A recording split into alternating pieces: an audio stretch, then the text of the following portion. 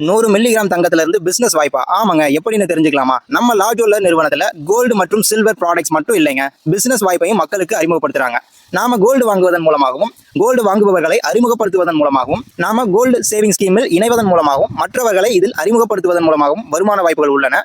மேலும் இதில் ரீட்டைலர் ஹோல்சேலராக நாம் இணைவதன் மூலமாகவும், மற்றவர்களை இதில் அறிமுகப்படுத்துவதன் மூலமாகவும், மற்றும் பிரான்சைஸ் ஷோரூம் போன்று நாம் எடுப்பதன் மூலமாகவும், மற்றவர்களை இதில் அறிமுகப்படுத்துவதன் மூலமாகவும் பல்வேறு பிசினஸ் வாய்ப்புகளை இந்த நிறுவனம் நமக்கு தருகின்றன.